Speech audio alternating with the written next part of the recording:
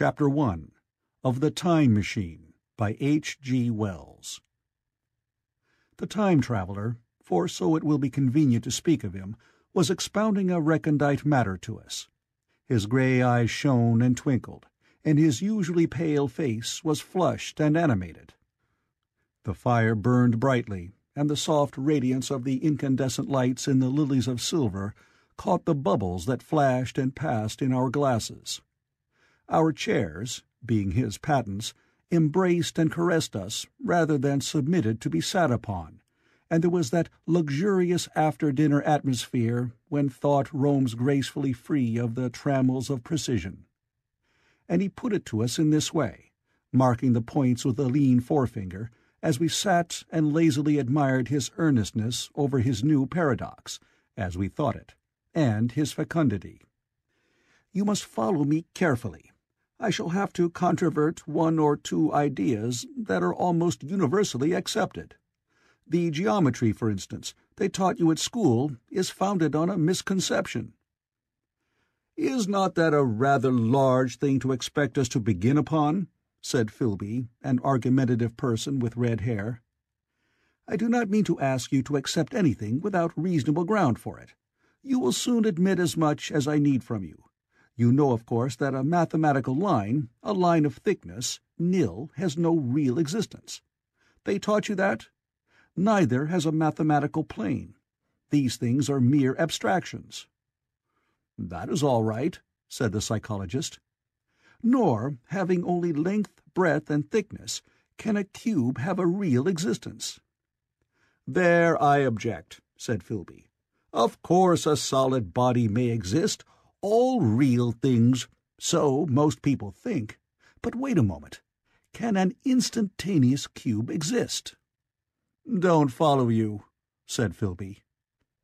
"Can a cube that does not last for any time at all have a real existence?" Filby became pensive. "Clearly," the time traveler proceeded, "any real body must have extension in 4 directions. It must have length, breadth, thickness, and duration. But through a natural infirmity of the flesh, which I will explain to you in a moment, we incline to overlook this fact. There are really 4 dimensions, 3 which we call the 3 planes of space, and a 4th, time. There is, however, a tendency to draw an unreal distinction between the former 3 dimensions and the latter, because it happens that our consciousness moves intermittently in one direction, along the latter from the beginning to the end of our lives." "That," said a very young man, making spasmodic efforts to relight his cigar over the lamp, "that very clear indeed." "Now, it is very remarkable that this is so extensively overlooked," continued the time traveler with a slight accession of cheerfulness. "Really, this is what is meant by the 4th dimension, though some people who talk about the 4th dimension do not know they mean it. It is only another way of looking at time. There is no difference between time and any of the 3 dimensions of space, except that our consciousness moves along it. But some foolish people have got hold of the wrong side of that idea. You have all heard what they have to say about this 4th dimension?" "I have not," said the provincial mayor. "It is simply this, that space, as our mathematicians have it, is spoken of as having 3 dimensions, which one may call length, breadth, and thickness, and is always definable by reference to 3 planes, each at right angles to the others. But some philosophical people have been asking, why 3 dimensions particularly? Why not another direction at right angles to the other 3, and have even tried to construct a 4-dimension geometry. Professor Simon Newcomb was expounding this to the New York Mathematical Society only a month or so ago. You know how on a flat surface, which has only 2 dimensions, we can represent a figure of a 3-dimensional solid, and similarly they think that by models of 3 dimensions they could represent one of 4, if they could master the perspective of the thing. See?" "I think so," murmured the provincial mayor, and knitting his brows he lapsed into an introspective state, his lips moving as one who repeats mystic words. "Yes, I think I see it now," he said after some time, brightening in a quite transitory manner. "Well, I do not mind telling you I have been at work upon this geometry of 4 dimensions for some time. Some of my results are curious. For instance, here is a portrait of a man at 8 years old, another at 15, another at 17, another at 23, and so on. All these are evidently sections, as it were, 3-dimensional representations of his 4-dimensioned being, which is a fixed and unalterable thing. Scientific people," proceeded the time-traveler, after the pause required for the proper assimilation of this, "know very well that time is only a kind of space. Here is a popular scientific diagram, a weather record. This line I trace with my finger shows the movement of the barometer. Yesterday it was so high, yesterday night it fell, then this morning it rose again, and so gently upward to here. Surely the mercury did not trace this line in any of the dimensions of space generally recognized. But certainly it traced such a line, and that line, therefore, we must conclude was along the time dimension." "But," said the medical man, staring hard at a coal in the fire, "if time is really only a 4th dimension of space, why is it, and why has it always been, regarded as something different? And why cannot we move in time as we move about in the other dimensions of space?" The time-traveler smiled. "Are you sure we can move freely in space? Right and left we can go, backward and forward freely enough, and men always have done so. I admit we move freely in 2 dimensions. But how about up and down? Gravitation limits us there." "Not exactly," said the medical man. "There are balloons." "But before the balloons, save for spasmodic jumping and the inequalities of the surface, man had no freedom of vertical movement." "Still, they could move a little up and down," said the medical man. "Easier, far easier down than up." "And you cannot move at all in time. You cannot get away from the present moment." "My dear sir, that is just where you are wrong. That is just where the whole world has gone wrong. We are always getting away from the present moment. Our mental existences, which are immaterial and have no dimensions, are passing along the time dimension with a uniform velocity from the cradle to the grave, just as we should travel down if we began our existence 50 miles above the earth's surface." "But the great difficulty is this," interrupted the psychologist. "You can move about in all directions of space, but you cannot move about in time. That is the germ of my great discovery. But you are wrong to say that we cannot move about in time. For instance, if I am recalling an incident very vividly, I go back to the instant of its occurrence. I become absent-minded, as you say. I jump back for a moment. Of course, we have no means of staying back for any length of time, any more than a savage or an animal has of staying 6 feet above the ground. But a civilized man is better off than the savage in this respect. He can go up against gravitation in a balloon, and why should he not hope that, ultimately, he may be able to stop or accelerate his drift along the time dimension, or even turn about and travel the other way?" "Oh, this," began Philby, "is all—" "Why not?" said the time-traveler. "It's against reason," said Philby. "What reason?" said the time-traveler. "You can show black is white by argument," said Philby, "but you will never convince me." "Possibly not," said the time-traveler.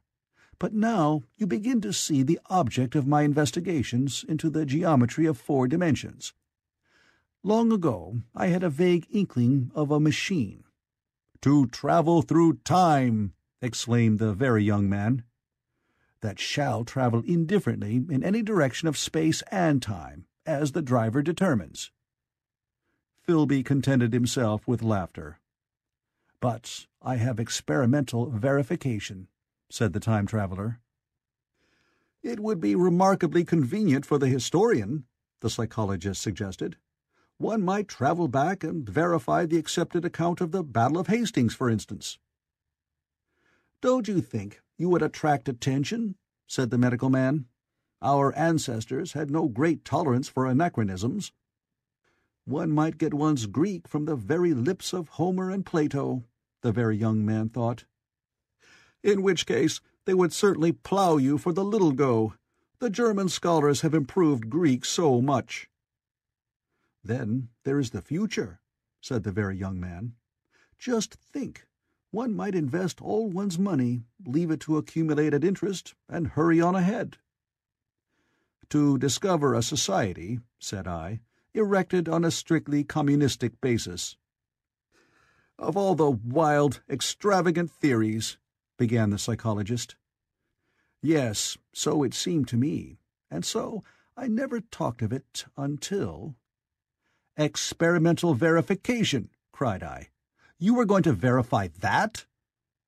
"The experiment!" cried Philby, who was getting brain-weary.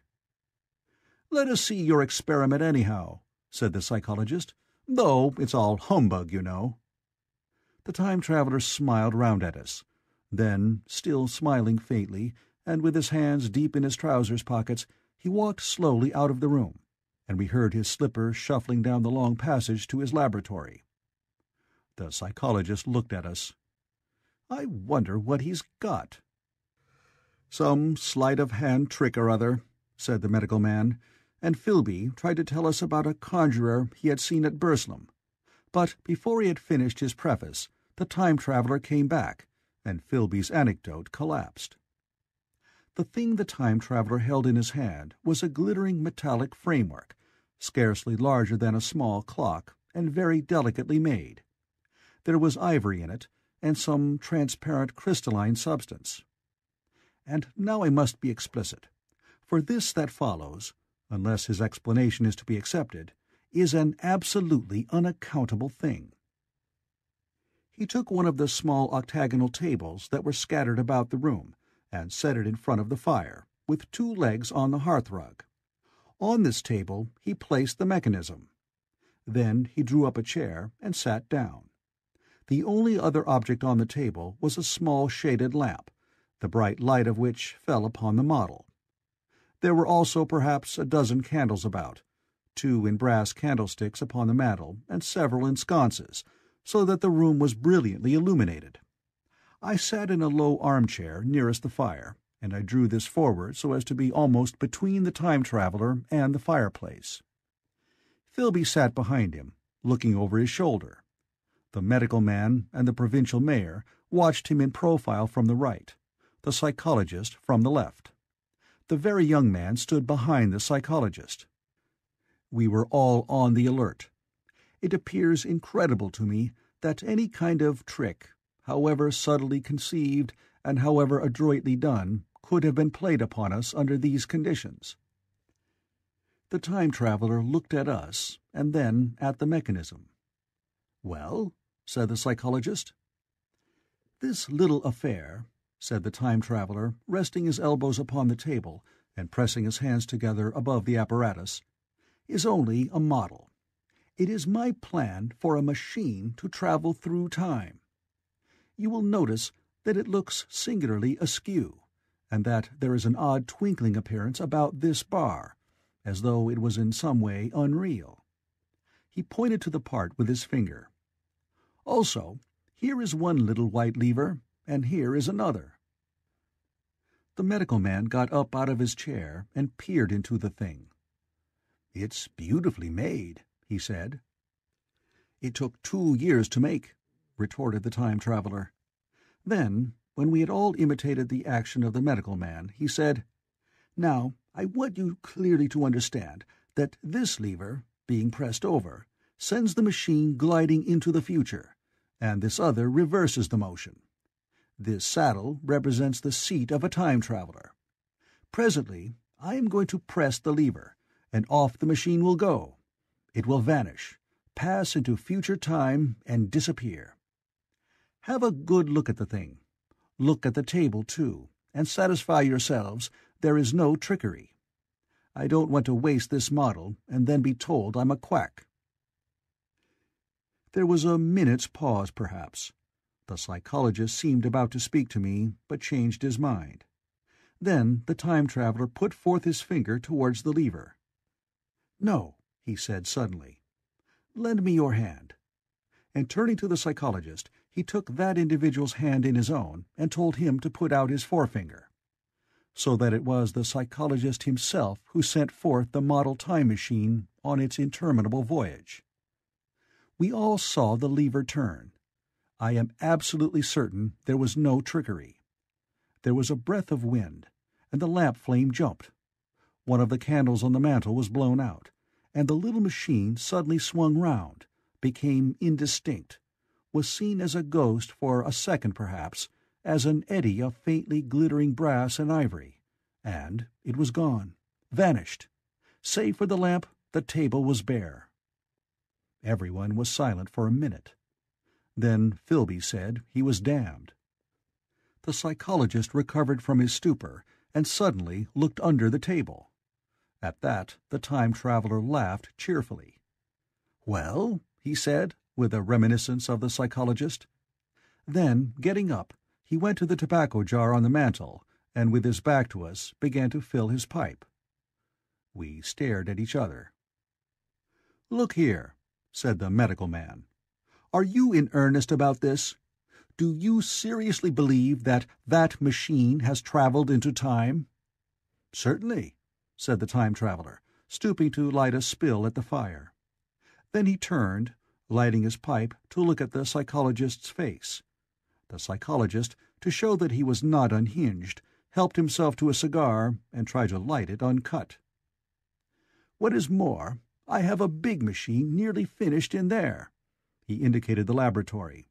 "And when that is put together, I mean to have a journey on my own account." "You mean to say that that machine has traveled into the future?" said Philby. "Into the future or the past. I don't for certain know which." After an interval, the psychologist had an inspiration. "It must have gone into the past, if it has gone anywhere," he said. "Why?" said the time-traveler. "Because I presume that it has not moved in space, and if it traveled into the future, it would still be here all this time, since it must have traveled through this time." "But," I said, "if it traveled into the past, it would have been visible when we came first into this room, and last Thursday, when we were here, and the Thursday before that, and so forth." "Serious objections," remarked the provincial mayor, with an air of impartiality, turning towards the time-traveler. "Not a bit," said the time-traveler, and to the psychologist, "You think you can explain that. It's presentation below the threshold, you know, diluted presentation." "Of course," said the psychologist, and reassured us. "That's a simple point of psychology. I should have thought of it. It's plain enough and helps the paradox delightfully. We cannot see it, nor can we appreciate this machine any more than we can the spoke of a wheel spinning, or a bullet flying through the air. If it is traveling through time 50 times or 100 times faster than we are, if it gets through a minute while we get through a second, the impression it creates will, of course, be only 1/50th or 1/100th of what it would make if it were not traveling in time. That's plain enough." He passed his hand through the space in which the machine had been. "You see?" he said, laughing. We sat and stared at the vacant table for a minute or so. Then the time-traveler asked us what we thought of it all. "It sounds plausible enough tonight," said the medical man. "But wait until tomorrow. Wait for the common sense of the morning." "Would you like to see the time machine itself?" asked the time-traveler. And therewith, taking the lamp in his hand, he led the way down the long, draughty corridor to his laboratory.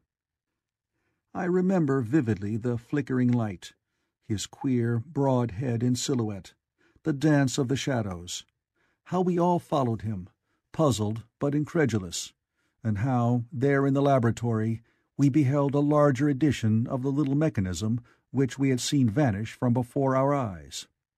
Parts were of nickel, parts of ivory, parts had certainly been filed or sawn out of rock crystal.